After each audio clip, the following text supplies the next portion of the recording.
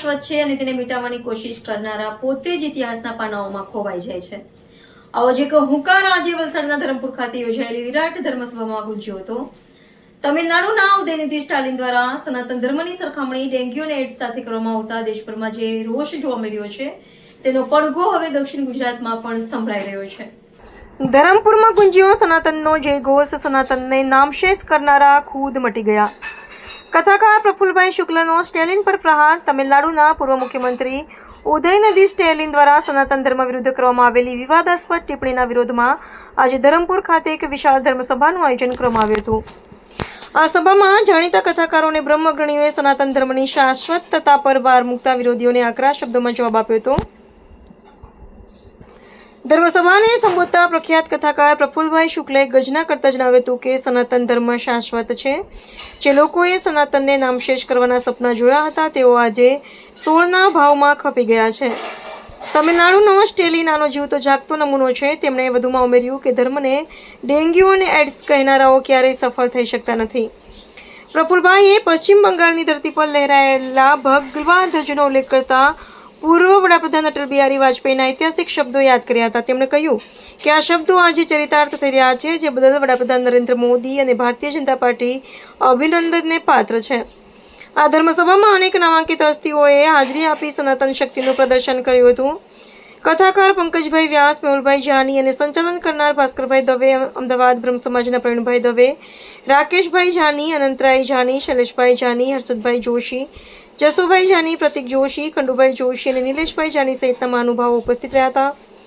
સભાના અંતે ભારત માતા કી જયના નારા સાથે વાતાવરણ ભક્તિમય અને રાષ્ટ્રવાદના રંગે રંગાયું હતું. આ સભાએ સ્પષ્ટ સંદેશ આપ્યો છે કે સનાતન ધર્મ વિરુદ્ધની કોઈ પણ ટિપ્પણી સાંખી લેવામાં આવશે નહીં.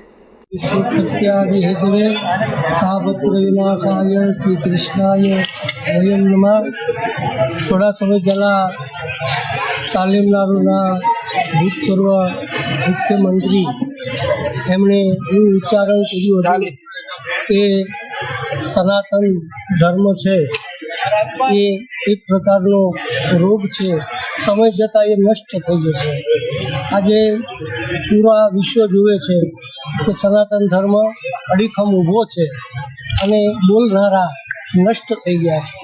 આજે ધરમપુર ખાતે આંતરરાષ્ટ્રીય કથાકાર પ્રફુલ્લભાઈ શુક્લ, પંકજભાઈ વ્યાસ, નામી અનામી કથાકારો, આચાર્યો, બ્રાહ્મણોની એક સભા મળી હતી અને આ સભાની અંદર એમણે આ વિચારો રજૂ કર્યા હતા.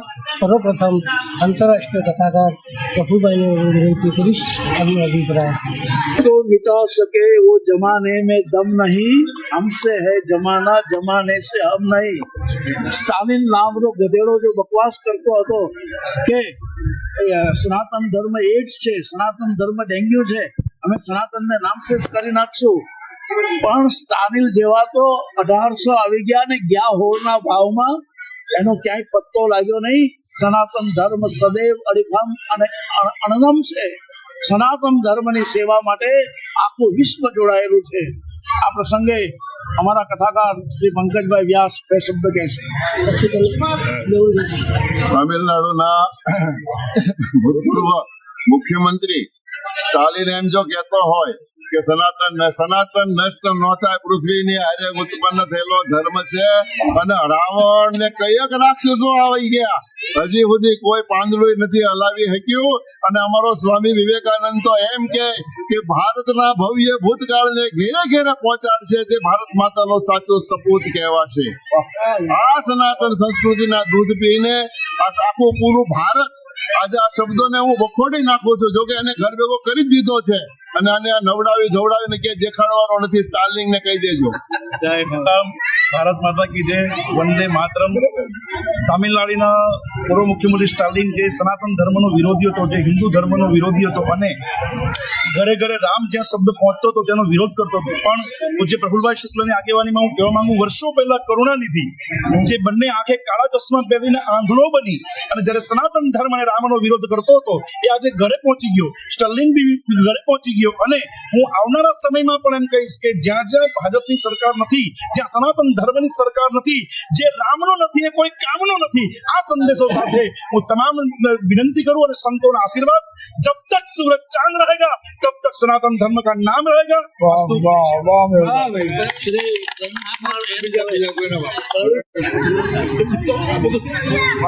પ્રફુલભાઈ શુક્લના ઇન્ટરનેશનલ કથાકાર પ્રફુલભાઈ શુક્લના સાનિધ્યમાં આજે બ્રહ્મ સમાજની મોટી સભા મળી. સનાતન ધર્મ વિશે જે અપશબ્દ બોલવા વાળા, સનાતન ધર્મને ખતમ કરવા વાળા ઉચ્ચારો કાઢતા હતા એ તમામને સનાતન ધર્મએ ઘર ભેગા કરી દીધા. એની એક પણ મુરાદ પૂરી થવા દીધી નથી અને ક્યારેય થશે પણ નહીં. સત્ય જગતમાં સનાતન ધર્મ જ છે, સનાતન રહેશે. અને સનાતન ધર્મ જુઓ, ખેતરની અંદર બાજરો, જુવાર, અનાજ બધું વાવીએ છીએ, એ તો વાવીએ એ ઉગે, પણ આ બધું વણ વાવેલું ઉગ્યું છે ને એને ખતમ થઈ જવાનું છે.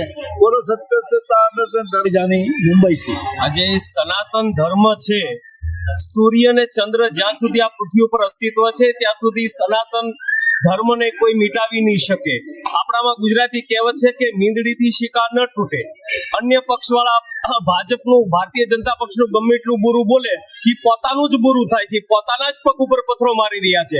સનાતન ધર્મનો કોઈ વાળ વાંકો કરનાર નથી. જે ધર્મમાં શિવ પૂજાતા હોય, મહાદેવ, ભગવાન કૃષ્ણ, ગંગા, યમુના જેવી નદીઓ વહેતી હોય, એ સનાતન ધર્મનો પ્રવાહ યાદ ચંદ્ર દિવાકર અવિચળ વહેતો જ રહે છે.